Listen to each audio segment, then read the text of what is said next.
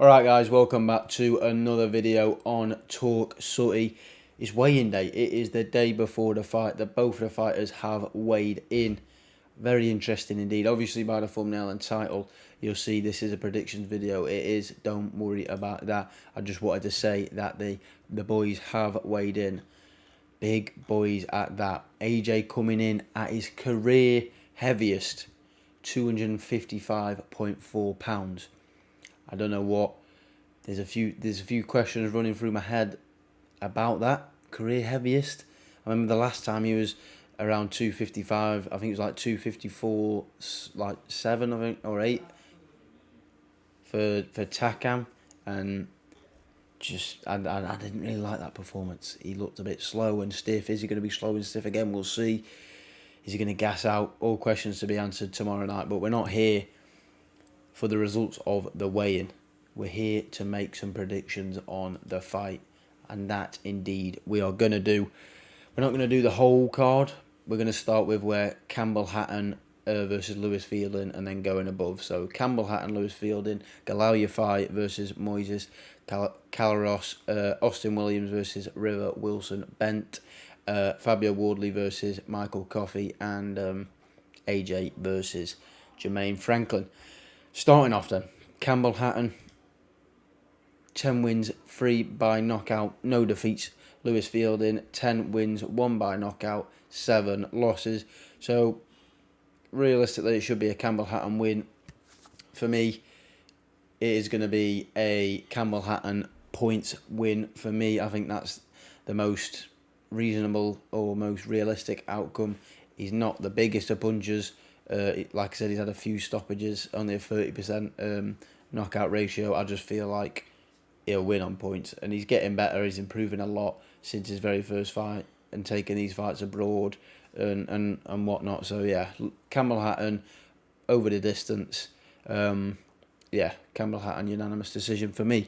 Moving on then, Galal Yafai versus Moises Calaros. Galal Yafai obviously wasn't supposed to be fighting on this card. It was supposed to be Felix Cash fighting for the European title, I believe. But he got ill, so they brought in Galal Yafai a week before. He was supposed to be fighting next week, I believe, on the Bam Rodriguez card, if I'm not mistaken.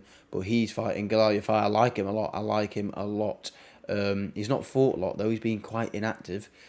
So hopefully he can get some more fights this year, like 3-4 fights this year.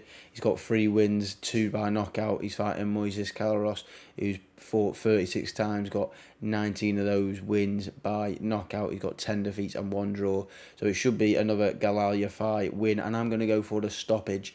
I'm going to say it's probably like a 4 or 6 rounder. So I'm probably going to go Galal Yafai in the 4th, just to be sure, in case it is a 4 rounder. I can't say the 5th, but I'm guessing it'll be 6. But yeah, I'm going to go Galal Yafai in the 4th round. Austin Williams now, who I really want to fight Felix Cash. I really want them two to fight because I think it'd be a great fight. I like Austin Williams. I mean, I like Felix Cash. He's a good lad, but yeah, I really like Austin. I'm a Williams. Got a record of 13 wins, no defeats. 9 of those wins coming within the distance, fighting against River Wilson Ben, who has 14 wins. 6 of his wins coming within the distance. He has 2 losses and 1 draw. It could be a good scrap here. Could be a good scrap indeed. Austin Williams hits reasonably hard. Obviously, 9 finishes within 13 fights is pretty decent going.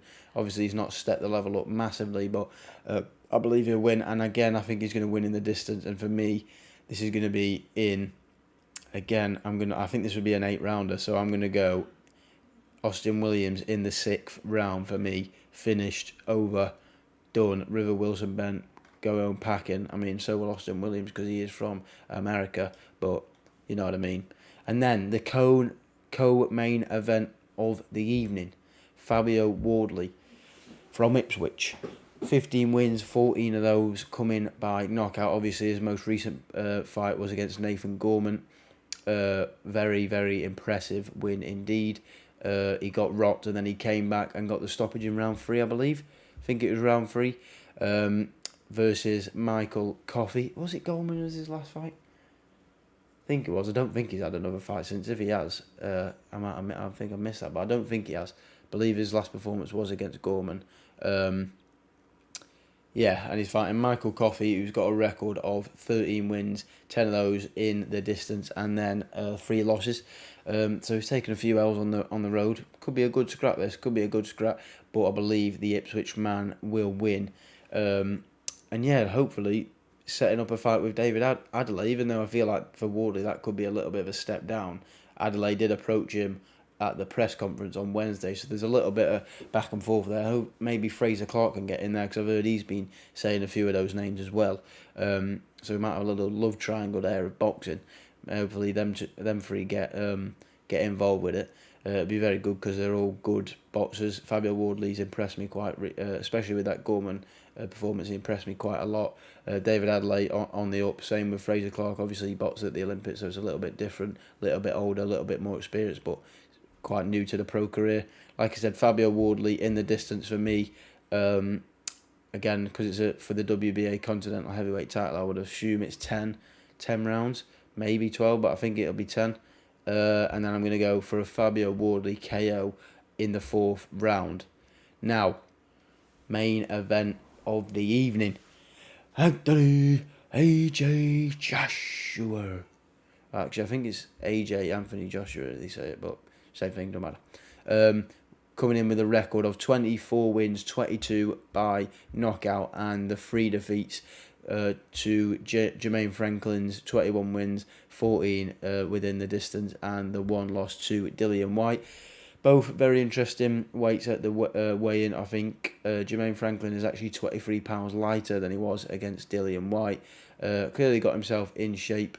You can see a bit of abage. I mean, Eddie Earn was acting like he turned into Mike Tyson overnight, but got a bit of abs. Probably got like a flab pack, I'd call it. You can see the abs, but there's a bit of rubber rings around them as well, if you know what I mean. And then there was AJ, who came in, like I said, career heaviest.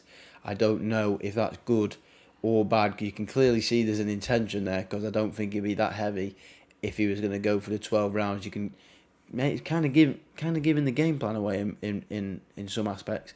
And Jermaine Franklin and his team might pick up on that, realising that if you can weather the storm, he might gas out late and you could pick him apart, and you might even get the finish or the stoppage. You know what I mean? They could be thinking that, because being 18 stone, I just don't see, if he's going to put on a barrage, I don't see him lasting.